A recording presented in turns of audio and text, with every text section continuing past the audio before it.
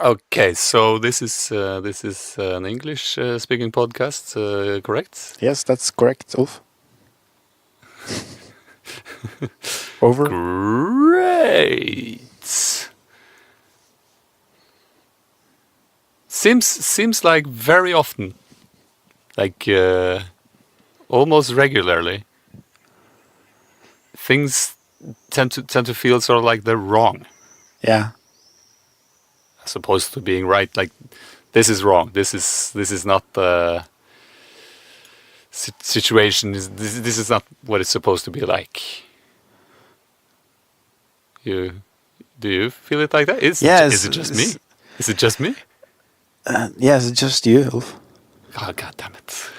Everyone else I knew it. don't have I that knew problem it. at all. No, I can totally recognize that's a kind of pattern in myself as well. And I actually have thought about it a lot lately because, like I maybe mentioned in another episode, I'm reading a lot of Abraham Hicks right now, which is a lot about Yeah, you mentioned creating it, that yeah, thing yeah. you actually want instead of what you don't want.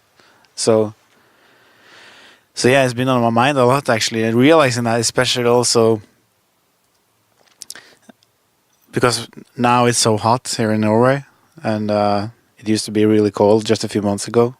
So we live in this world where it's so cold. I'm looking forward to summer, and then even though the summer is here now and we love it, we constantly say, "Oh, it's so hot! It's so hot! I'm dying, or I can't be anywhere. I'm looking forward to the evening, or to the temperature is going down a little bit." So there's always like something wrong. That there's always some other place that is better than here. Yeah, Yeah. the grass is greener on the other side. Yeah. Yeah. Yeah. Yeah, well, obviously it must be. I can see it from over here. It looks way greener than over Yeah. where I'm And I standing. like that saying because there's a second part of it that some people like to add, and that's the reason why it's greener on the other side is because that's where you water it.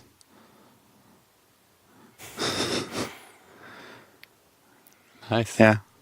So if you tend to your own garden, that's gonna be a green grass as well, you know.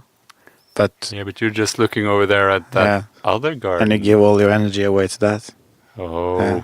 you're feeding the neighbor's garden Yes. or the other side of the Yeah. river, Something. right? I don't know. Yeah. Fence? Is it the other side of the fence? Well, it's Yeah. just I guess it's a metaphor, not Yeah. literal, right? But yeah, it's. I think weather is a very,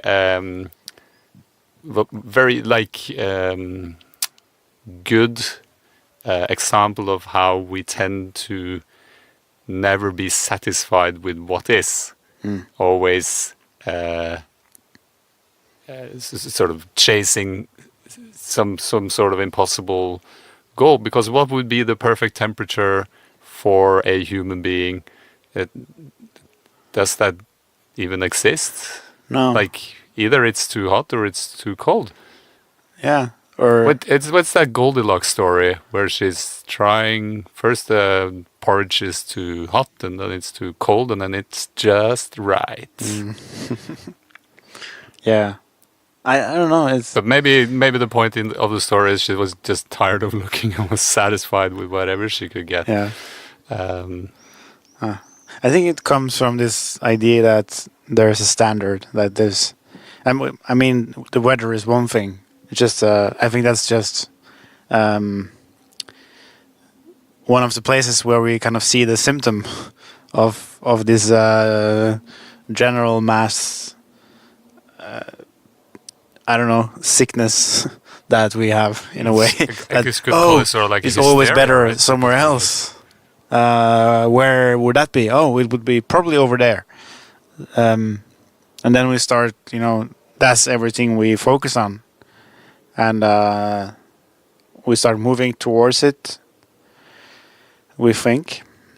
But I'm not sure we'd move anywhere when you always... I mean, if you're never happy with what we have right now, how can how can you appreciate something else that you might get you'll tomorrow? always be sort of chasing it. It will always Yeah. be one step ahead of you. Yeah. So yeah, I try to. Yeah, I people try people to, go on No, I tr- people go on vacations, you know. yeah. So it's like so you go on vacation because you're sort of looking forward to this other place, this place where everything is perfect, you know, like the weather is perfect, the food's perfect, everything's perfect.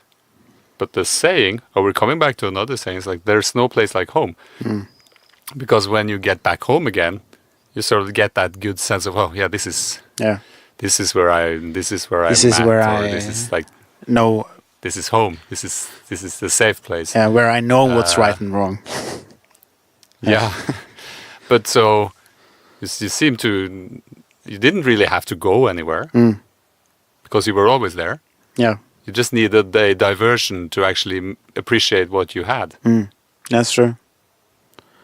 That's true. Because when people like typically people be going to warmer places because we live in the northern hemisphere. It's relatively cold the parts of the year, and maybe the summer will be like mediocre at best. And people be like, oh, we have to go somewhere warm because summer is supposed to be warm, and if we don't have a warm summer, then what's the point? We might as well just give up. And then they go to like Turkey or Spain, and then they come back and they're like, oh, it was so hot. We were melting away, and the ice cream was no good, and everyone got diarrhea, and it was like horrible. And we're so glad we're back home. And then next year it's the same thing. It's like we need to go somewhere else because we're not happy where we are right now, and we just need to check out that grass one more time because it looks so much greener right now. Yeah. It's got to be better. You know what? I realized something today. I was with my girlfriend and we were swimming in the ocean. It's really nice to Oh, that do sounds great. in That this sounds temperature. great. But when we talked about the weather actually, and I realized something that in the winter, when the winter is warmer than it normally is based on some kind of standard we've decided that is the right standard, then everything, I mean, the focus in media can be a lot about this, global warming, all these issues we are Yeah, the creating. planet is heating up. Yeah, it's heating up. But now when the summer is like, I don't know, I don't think I've ever experienced in Norway this temperature, as far as I can remember, anyway. But nobody's talking about it's- global warming now. They're just, it's summer, yeah, let's enjoy. It's a matter of perspective, Yeah. I guess. But supposedly May was the warmest month of May since like 100 years ago. Yeah, But that was an abnormally warm May, I guess. I don't know. But let's not get into the whole global warming thing. yeah. That's not. No, That's but a different episode. Huh? yeah, but I Oh, think maybe also it like isn't, I I don't think that's what we're talking about here is like it's pointing at this kind of this big thing, and that's like we are addicted to drama. We are addicted to have this, know. Yeah, and I think that's true. I think the reason for that is that we are so. I mean, as human beings, we are so much more than our problem-solving mind. That part of the mind that is, designed only to solve problems. But Yeah, like the thinking mind, yeah. or like the thinking mind, yeah, that yeah, that yeah. the dualistic mind, you can say in a way as well. Like it is designed only to solve problems, but most of us are, or maybe all of us, I don't know, is so identified with that part of the mind that whenever we actually visiting other parts of the mind, we see that as something, abnormal. Yeah, something foreign, yeah. something not us. Yeah, or some kind of crazy experience or whatever. Like, but yeah, I but can totally relate. since we Yeah. most of the time live in that space where that part of like if you're visiting that part of the computer, is only solved to decide is it right or wrong or what's the solution for this. So that's why we are constantly looking for trouble, and like global warming is one of those things that You know, Yeah, I'm we not could solve talking the about problem. whether it's an actual problem or not for the Earth. I'm just saying that how we approach this is that we need these kind of issues to have the computer going. You know, otherwise But it's we it's get perfect scared. right in every way Yeah. because you can turn it into a problem that we're destroying the planet with the global warming, or you can use the fact that someone says that's a problem as a problem because, well, that's destroying your way of life, and that's obviously Yeah. very much a problem because I like to drive my car around and fly my airplane and do all those things that I've always been doing. But you're totally right. It's seems very obvious that the thinking mind is actually fueled on problems, Yeah. on things being Yeah. not right but being wrong. Sure. Feels wrong. Something needs to be Yeah. fixed. And I think that's the interesting part of that is that when you start to realize that, the first reaction can be to, oh, I need to solve that problem that I think too much about problems, Yeah, then So have you create to another think problem. about. and then you're stuck again.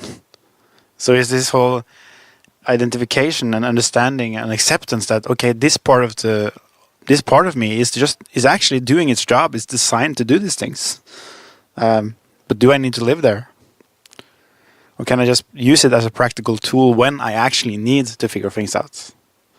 You know, I'm getting sort of like a visual. Yeah. I'm gonna sort of try to elaborate it. So you're in a boat, right? And so you're in the machine room. So the machine room, some would say, is the most important part of the boat. Yeah. Because that's where the engine is, and the engine is Yeah. big, Big. huge. It's massive. Yeah. It's a petrol engine, and it's running the propellers, making the boat go forward. But it's noisy as shit, as fuck, Yeah. as shit. I don't know. Yeah, you get the point. And so you're in this room, and this is where everything is happening, but it's just noise. It's just a whole lot of noise. Now, if you go out of the engine room, go up on the deck, you can see, well, you can see the ocean, you can see land up ahead. You can that's where the experience is. Yeah. That's where life is. But if you're stuck down there in the engine room, where, well, of course, in a sense, that's where the thing is going on, Yeah. but nothing's happening. Yeah, exactly. And you're just stuck in all this static noise that doesn't, well, it destroys you, I guess. Yeah. At least, so we need to get out of the engine room. That's what I'm saying. Yeah, in I think that boat metaphor. yeah, I liked it. And I think also when That's you good. you- I'm going to write it down. yeah, when Or record it on a podcast. you should which we do that. just did. Think about that Yeah, we the just- next time, yeah. To record it. Something went horribly wrong here. We didn't record it. Or did we? I don't know.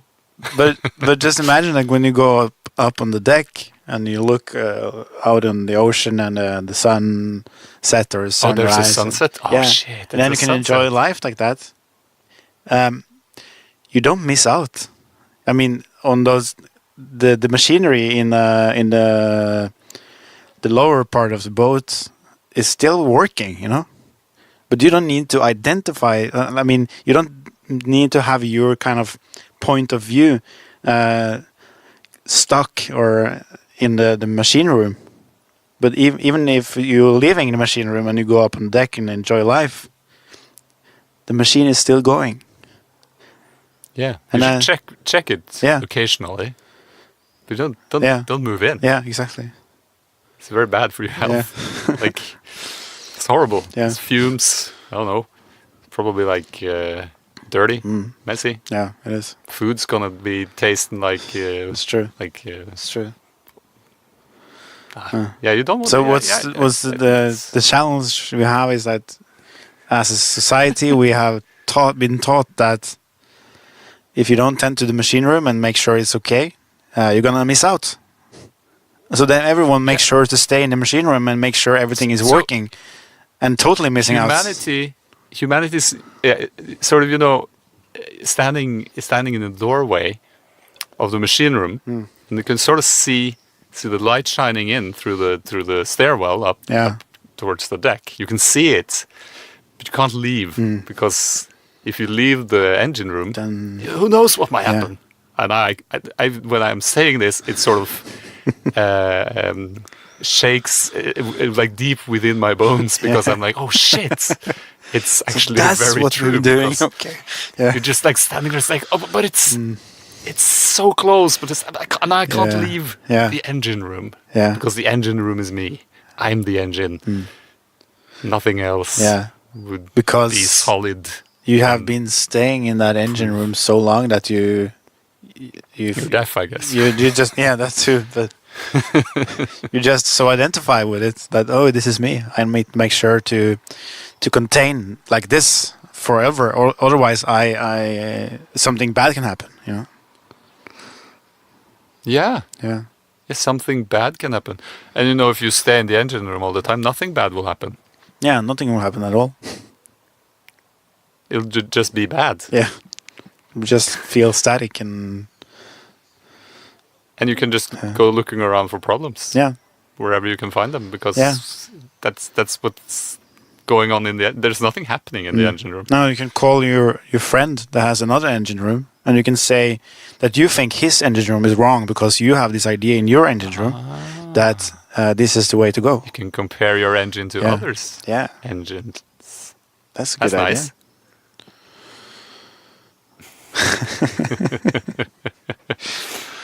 Yeah. Because also when we were talking about it was just, when you're out socializing, you'll go to like to meet people to sort of hang out. You go to like a discotheque, Yeah, and they play like this really loud music, and we sort of get drawn to that, right? You want to go there and sort of forget yourself a little, yeah, but the true deeper connections in life, do they happen at the discotheque?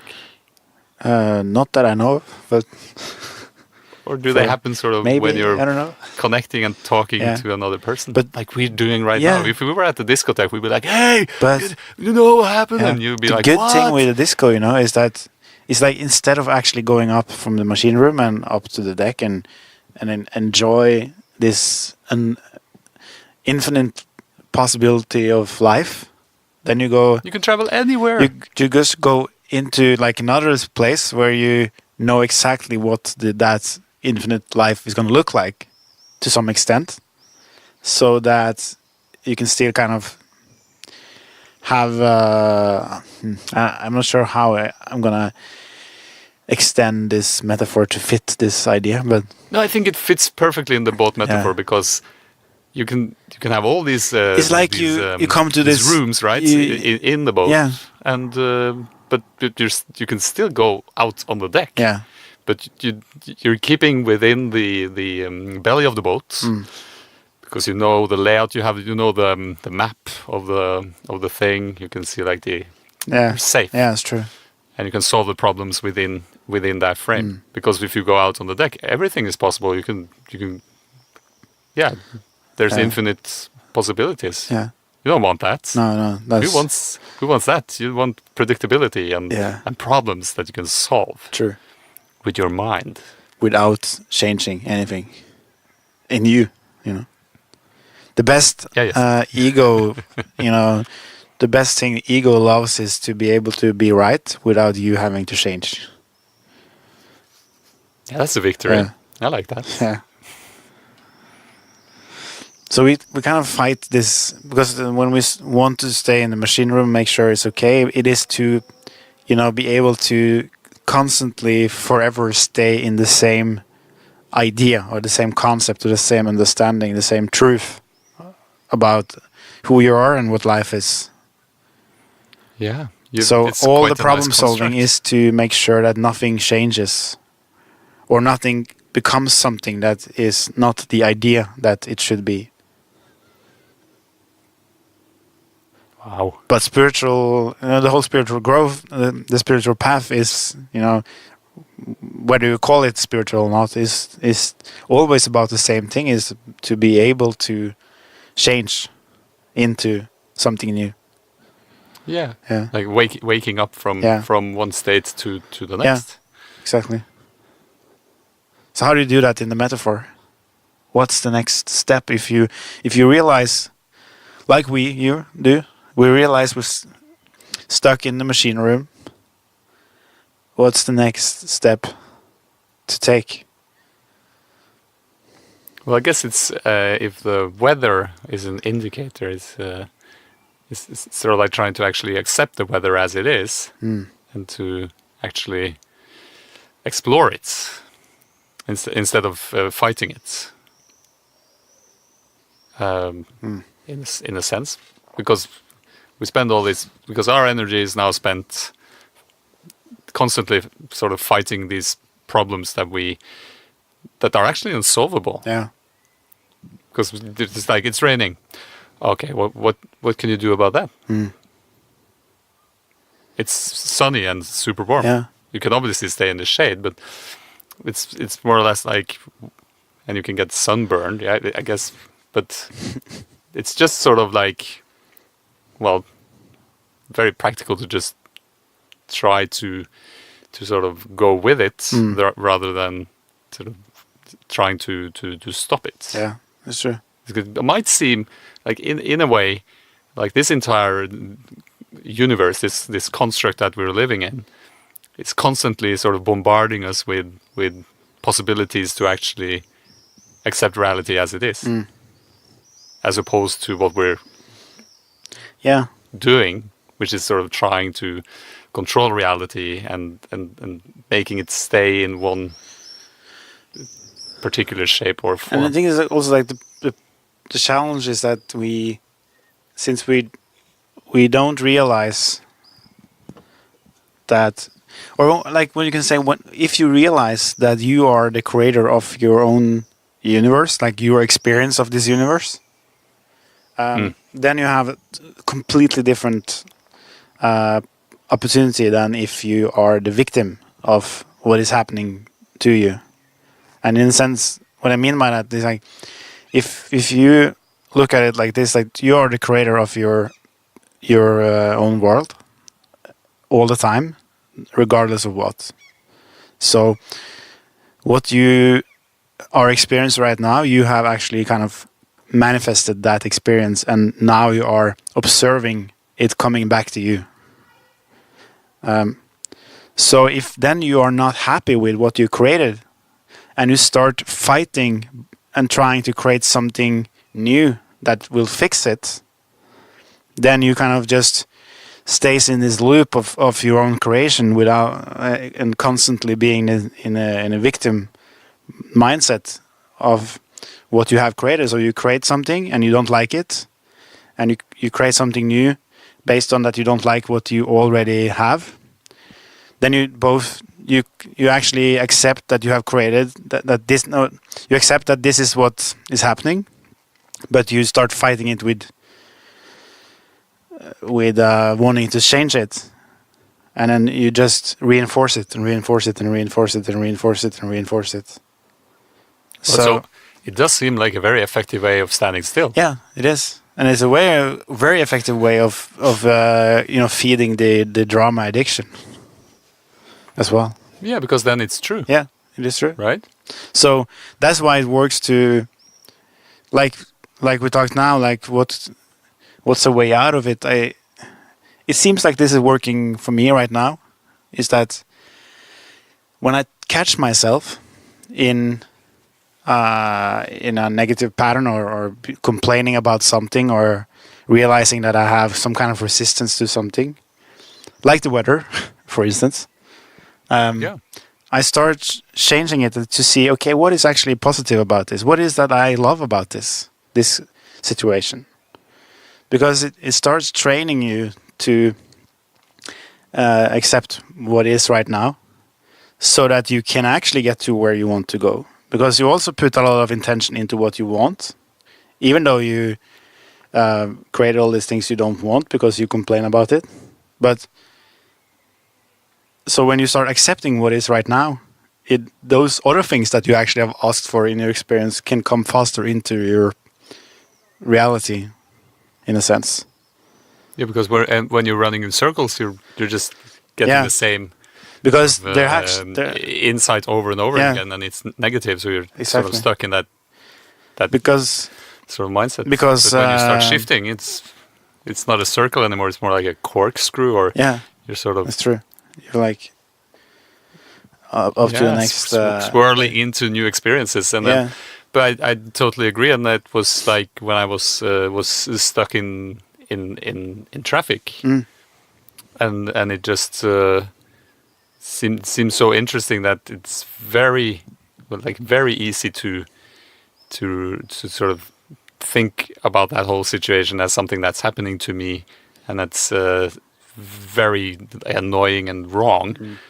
But it's also just sort of something that is happening, and I can actually view it as a positive experience. Yeah, exactly. And also, if I want to, yeah, if and you, I can actually decide, I have that power. it's your choice. But I think, And it's- like before, I would normally think like that I have no power. I'm just, and like Alan Watts, our homeboy, would say, it's like poor little me. Yeah. And it always sort of gets to me, like the poor little me, because I Yeah. am so often find myself in, oh, poor little me. Why is everything happening to me? And Yeah. and it's not true. It's not true that the world is happening to you. You're happening to the world. Yeah, and But if you forget, it's very compelling to think that you're just a victim of Yeah. random occurrences, and It's then you true. curse the gods and but what I realized pray for better recently times. is a way of, there's the cool thing is that even though the contrasts you are experiencing when you don't get what you want or you are in a bad experience, even that is actually, a very positive thing in a sense, because it helps you. It has a huge purpose of actually helping you to realize what is it I want, or am I willing to go further than this? Am I willing to experience something better than this? So I think it's really that there's always a benefit in everything, and that's also back to that thing about being able to see the good in things, to see the positive, appreciate what is actually happening right now, or even the thing that of experiencing bad stuff or the contrast to what you actually want. Even that is a good thing, and that's when you start realizing that really on a deep level, then it's never really that bad anymore. But of course, In a sense, I don't know if we could, like, if we got rid of the good and or bad in front of experience and just say it's an experience. yeah, Because the problem with these labels is they tend to sort of make us want to sort of avoid some of them and sort of work towards the others. That's true. And that seems to not actually be that serving, because life is all the different possibilities are possible, and they will tend to happen. yeah. And how you sort of But approach them There's will for me, say a lot about how you sort of react to them, and how they shape you and yeah. what you bring with you further along the road on your journey. But how's your approach to that thing been? Because for me, it has been like on that spiritual path. At some point, I started, realizing that okay, I need all kind of experience to grow, and I'm willing to meet the bad stuff without trying to label it as something, because I'm willing to grow. So I realize it's gonna be some heavy shit I have to go through if I'm willing to go this road. But it felt like the only way that meant the only way I could take, because I realized not being willing to grow at this point would just be more pain, and I've had enough, So in that process, I started trying not to judge the experiences as bad or good, just realizing that I have to take it all in. Everything that comes up, I need to go through it, and that was really a good thing. But what I realized, not just what I have realized just this kind of the last 6 months is that it has actually put me in a place where I didn't admit to myself what I actually wanted for my life, because I was so focused on growth without actually aiming at something I wanted to create in my life, just the spiritual Directionless growth. Yeah. So I was kind of, That's and that it held me back because I wasn't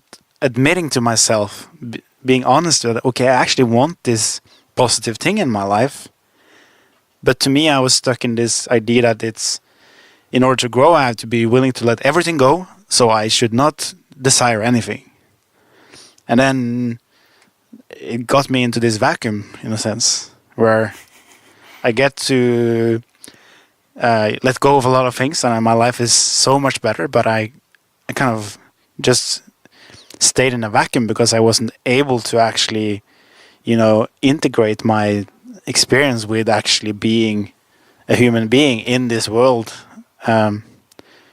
doing things I wanted to do.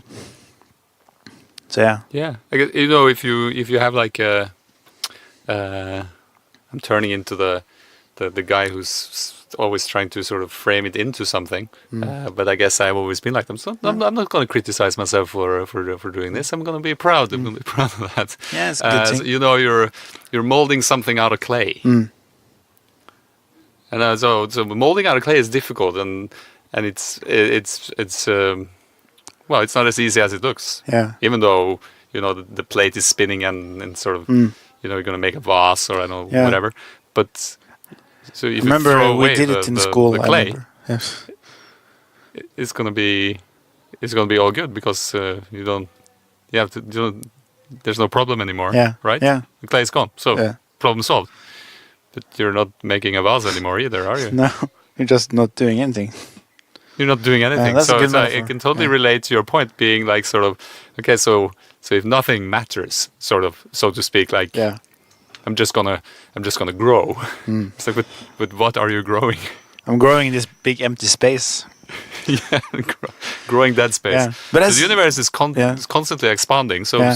so for sure. But it's Yeah. actually a good It's, metaphor but- because I realized it in a whole totally new way now. Because yes, because the spiritual growth is one big part of it is actually to to expand your space, to be able to kind of hold or be more light or energy, so to speak. But that's only half of the puzzle, because you're still gonna create something in that space. yeah. Don't throw away the clay, Yeah. man. So now I can actually make a bigger vase, because I have more space. It's gonna make it like a That massive the round vase. table is much bigger than it used to be. Vase, vase, Yeah. vase. Vase, vase, I don't know. Vase, You get the point. yeah. Like a mug. No, Yeah, maybe a mug. like a pot. You're gonna make a pot to put the plant in, Yeah, and the seed, and it yeah, grows. that's a nice thing. So yeah, That's nice. Huh. But yeah, what are you going to cultivate? You're just gonna grow empty space? yeah, No, you're gonna grow you. yeah. Yeah. Otherwise, it would feel really empty. And that's through experience. Mm. Good Yeah, and bad. yeah, Right and wrong. And I guess All you're of never it. actually wrong. but have And you, things are never actually right? right. I don't know. They're But have you, they just are. yeah, It's like the isness is the business or something. I remember who said that. Yeah, so I it was know. nice. but Like Muji or I something. got some idea. Have you ever tried this? That if you are stuck in the idea that you need to be right, that it's some kind of topic, and you talk with someone, and you either leave the conversation at that point, where you had to push through your own facts, your truths, and then you left, and maybe later that day you realize, shit, I was actually, in a really weird place. I had so much things I needed to prove, for that person. So if you find yourself in a situation where you have, you realize that you have some kind of resistance with someone, there is some kind of truth or some kind of idea that you feel that you should, push through, or an really interesting exercise is to meet that person and allow them to talk, and just allow yourself to be silent, not needing to state any kind of truth or need to end with your being right in that conversation. If you Just listen. if you haven't done that exercise, I will recommend everyone to do it, because it's so, that's an experience to realize, like, wow, I didn't actually have to prove anything, or I didn't, it don't changes have to win. things. No, there's actually no difference if you win or you lose. That's not how you measure the experience in the end, if you're really honest with yourself. I think I read somewhere it was like the most common like reason for relationships to sort of fall apart Yeah, is the need to be right. yeah, makes sense. Yeah. And like, for instance, like being a good friend is accepting your friend for who he is, and wanting to be right or changing that person. That's not gonna. Yeah, That's not gonna get you closer together. It's gonna that's true. It's very true. push you further apart. Conflicts. Yeah.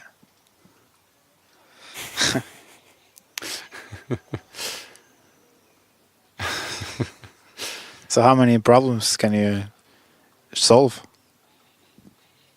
I got 99 problems, but my podcast ain't one. Hit me. Boom, boom, boom. It's a different type of podcast, I guess. There's an infinite number of. Yeah, I got an infinite number of problems, yeah, and I can't solve one because I'm in the engine room. Forgot to take a look at the Yeah. view.